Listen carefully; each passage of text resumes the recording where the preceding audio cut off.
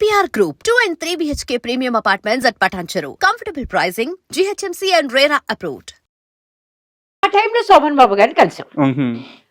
What an affectionate person, ఎంత అద్భుతమైన మనిషి అండి. మ్మ్. అప్పుడే చంద్రమోహన్ గారిని, ఆయన్ని, తన్ని, లక్ష్మి గారిని, మ్మ్. చంద్రకళ గారిని ఎప్పుడు కలుసుకోలేదు. వీళ్ళ Okay. ముగ్గురిని ఆ తర్వాత ఎన్నోసార్లు కలుసుకుని చంద్రమోహన్ గారితో పనిచేశారు. అవును. కానీ లక్ష్మి గారు కూడా she behave like a friend. Hmm. ఆ తర్వాత of course we got friendly with her even more. ఇంకా చంద్రమోహన్ గారితో ఎట్లాగూ పని చేశాను. అవును. శోభన్ బాబు గారు కూడా ఎక్కడ పని చేసినా, అమ్మా ఏంటి ఎలా ఉన్నావు, మ్మ్. మ్మ్. ఏంటి ఇక్కడ రావట్లేదా, ఇంకా బొంబాయిలో ఉండిపోయావా, మ్మ్. ఆ రకంగా ఏదో పెద్ద బాగా తెలిసినట్టు. So that was good enough, but I wish I had worked with him. ఇండస్ట్రీలో చాలా మంది శోభన్ బాబు గారు డబ్బుని ఎలా చూస్తారో కథలుగా చెప్తారు. అవును, ఎంత జాగ్రత్తగా ఖర్చు పెడతారో, ఎలా ఇన్వెస్ట్ చేస్తారని చెప్పేసి. మీకు శోభన్ బాబు గారి మధ్య ఎప్పుడైనా ఈ మనీ విషయాలు కానీ లేదు? అంతవరకు మేము ఎప్పుడు మాట్లాడుకోలేదు. మ్మ్. చంద్రమోహన్ గారు కూడా నాతో ఎప్పుడు డబ్బు గురించి మాట్లాడలేదు. మ్మ్. వారిద్దరూ అంతే. వాళ్ళిద్దరూ అంతేనట మ్మ్. పాపం. కాకపోతే శోభన్ బాబు గారు చేసినంత తెలివిగా చంద్రమోహన్ గారు జరగలేదు. మ్మ్.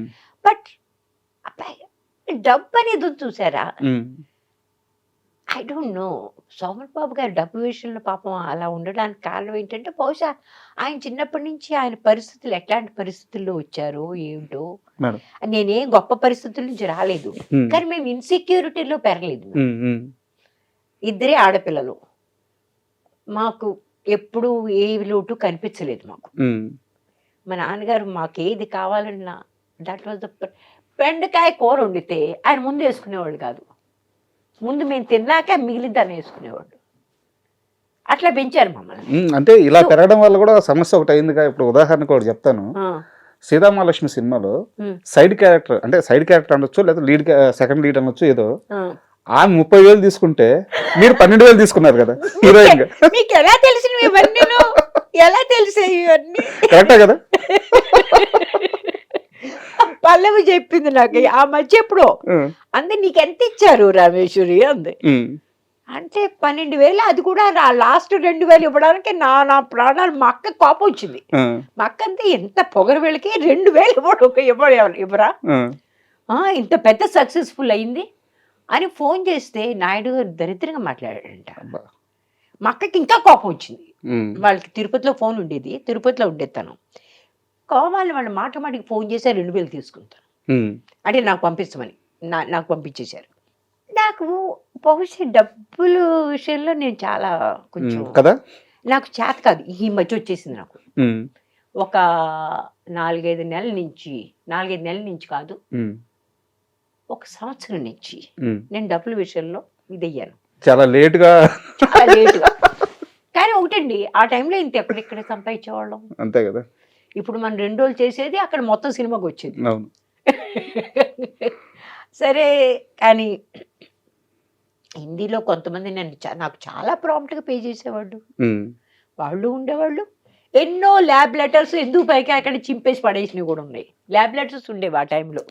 మీకు తెలుసా? తెలియదు. స్పెషల్గా ఇది హిందీ సినిమాల్లో.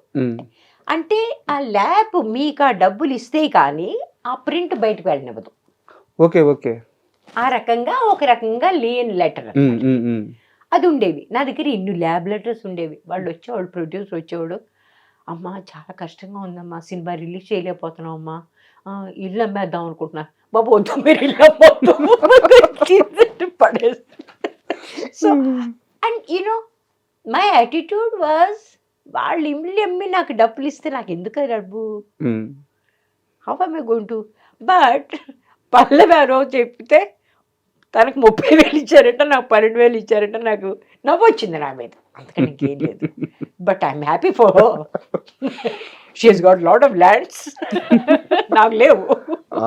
ఆ క్యారెక్టర్ చేసిన పల్లవి గారికి, అంటే మళ్ళీ డబ్బు గురించి మాట్లాడుతున్నా తప్పుగా అనుకోవద్దు, వారికి ముంబైలోనే 200-300 కోట్ల దాకా ఆస్తులు ఉన్నాయని చెప్పి విన్నాను. నిజమేనా?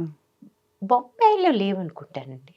ఓవరాల్గా అయినా ఇక్కడ చాలా ఆస్తులు ఉన్నాయి నాకు తెలిసిన. నాకు అంతకంటే ఎక్కువ తెలియదు, మాట్లాడకూడదు కూడా, నాకు తెలియకుండా అనవసరంగా నేను చెప్పకూడదు. బట్ షీఈస్ గాట్ గుడ్ కదా, విన్నాను, అందుకని అడిగాను. మేడం ఇంకా she's been very smart and intelligent. వాళ్ళ ఫాదర్ మా నాన్నగారు కూడా నా కోసం ఏదో పాపం తాపత్రయపడ్డారు. ఈ ఊళ్ళో ఒక ఫిల్మ్ నగర్ దీనికి దానిలో ఆయనే డబ్బు కట్టారు, ఆయనే మొత్తం ఇదంతా కట్టారు. నేనేమి దానికి ఒక్క పైసా ఇవ్వలేదు. అది నేను ఇల్లు కడదామని చూస్తే నాకు ఎట్లా కట్టాలో చేత కాలేదు. వచ్చాను, పెద్ద భూమి పూజన చేయించాను, నానా ఆడావిడ పెట్టాను. ఆ టైంలో ఒక 40-50 లక్షలు అవుతుంది అక్కడ ఇల్లు కట్టాలి అంటే అనుకున్నాను. ఓకే, 40-50 లక్షలు పెట్టి ఆ ఇల్లు కట్టి ఏం చేయాలి దాన్ని? నాకు అర్థం కాలే. ఇంకొకరు చంద్రమోహన్ గారు లాంటి వాళ్ళు, వాస్తు దరిద్రంగా ఉంది, అక్కడ నువ్వు ఇల్లు కట్టదు, ఆయన ఒకటి. నాగార్జున గారు చూసి ఎంత మంచి సైటు, అక్కడి నుంచి గోల్కొండ కనిపిస్తుంది నీకు, ఆయన ఈ రకమైన ఇవన్నీ చూసేసరికి ఈ లోపల ఎవరో వచ్చి ఆక్రమించుకుంటారని వచ్చింది. కొంతమంది అయితే బొంబాయి వచ్చేసి అది ఇంత కొంట అంత కొంట అని చిన్న చిన్న అమౌంట్స్లో చెప్తున్నారు అంత పెద్ద స్థలానికి. ఇవన్నీ చూస్తుంటే నాకు చిరాకేసింది. నాకు అనిపించింది ఐ కాంట్ హ్యాండిల్ దిస్ అనిపించింది. నేను మాత్రం బొంబాయి వచ్చి ఇక్కడ స్థిరపడాలని అనుకోలేదు. కారణం ఏంటంటే ఆ ప్రదేశం ఉంది, అక్కడ నా పక్కనేమో చిరంజీవి గారు, ఇటువైపు ఏమో అజరుద్దీన్, ఇటువైపు ఫలానా, ఇటువైపు అందరూ మెగా స్టార్స్. వాళ్ళు వెళ్ళేది ఫెరారీలును ముస్టాంగులు ఏమిటేమిటో, మన దగ్గరేమో మారుతి 800. నా పిల్లలు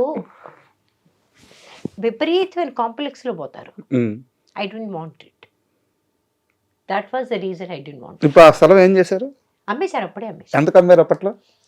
46-47 లక్షలు. ఎక్స్క్యూజ్ మీ, లక్షలు. ఎన్ని ఎకరాలు అది?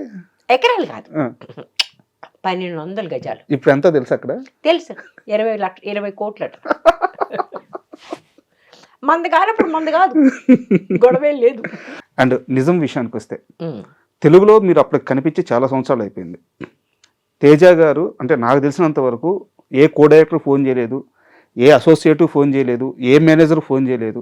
తేజ గారు మీకు డైరెక్ట్గా ఒక కాల్ చేశారు, పలానా రోల్ ఉంది చేస్తారా, చేస్తే మీ ఇష్టం, బాగుంటుంది, లేకుంటే మీ ఇష్టం అని ఒక మాటతో ఒక ఫోన్ కాల్తో చేశారు. మీరు తర్వాత తేజ గారిని అడిగారా అసలు నేను ఎలా గుర్తొచ్చాను, నాకు ఎందుకు కాల్ చేసావని చెప్పి? ఆయన ఫోన్ చేశారు. ఆ టైం కూడా ఎట్లాంటిదంటే ఐ వాంటెడ్ టు వర్క్. మా అమ్మ పోయింది, ఓకే, ఒక వాయిడ్ వచ్చింది, అంటే నాన్న ముందే పోయారు, అమ్మ ఆ టైంలో పోయింది. పోయి ఒక 2 నెలలు అయింది. ఆ వాయిడ్ పోవట్లేదు నా మనసులోంచి. మా ఆయన కూడా అన్నాడు, నువ్వు బయటికి వెళ్ళు, just get out of here, do something అన్నాడు అనమాట. ఎందుకంటే నేను చాలా బాయిస్టర్స్, నేను ఎప్పుడు చాలా పాజిటివ్గా తిరిగే రకాన్ని, నన్ను అట్లా చూడడం ఎవరికి ఇష్టపడలేదు. సరే ఆ టైంలో ఈయన ఫోన్ వచ్చింది, నేను తేజ అన్న అంటే తెలుసుండకపోతే తప్పలేదు. ఐ సెడ్ ఓకే, డైరెక్టర్ నేను, సినిమాలు తీస్తుంటాను, నా కన్సర్న్ పేరు ఇది, ఇలా ఒక క్యారెక్టర్ ఉంది, చాలా మంచి క్యారెక్టర్, మీరు కథ వచ్చి వింటాను అంటే మీకు టికెట్ బుక్ చేస్తా ఉన్నారు, ఇవాళ చేయమంటే ఇవాళ చేస్తా ఉన్నారు, అంటే ఇవాళ వద్దండి, రేపు కూడా వద్దు, ఎల్లుండి చేయండి, okay, I need a little time to think, ఎల్లుండి చేయండి అన్నాను. ఆ పొద్దున్న టికెట్ బుక్ చేస్తాం, సాయంత్రం మీరు వెనక్కి వెళ్ళిపోవచ్చు అన్నారు. సరే అన్న. అప్పుడు మీరు అడగలేదా హీరో ఎవరు ఏందనేది ఫోన్లో కూడా? ఓకే, నేను ఎప్పుడు కూడా బహుశా దీని గురించి పట్టించుకోలేదు. For more videos, Please subscribe to iDream. Please subscribe to iDream. Please subscribe iDream. And please subscribe to iDream. For more videos, subscribe to iDream. please like, share and subscribe to the channel. Congratulations, iDream. Subscribe to iDream. Subscribe to iDream. So subscribe to iDream Media. iDream ki iDream team andarki huge congratulations. Please subscribe iDream Media. Please subscribe to iDream. Subscribe iDream. Please subscribe to iDream. iDream అంటే నా కళల channel subscribe చేసుకున్న నోరు తిరుగుతలేదు, మీరైతే గంట గుర్తు కొట్టండి. For more such videos, please subscribe to iDream. Subscribe to iDream. Please subscribe to iDream. Please subscribe iDream Media. Please do subscribe to iDream. Please subscribe to iDream Media. For best entertainment and information, please subscribe iDream. And don't forget to subscribe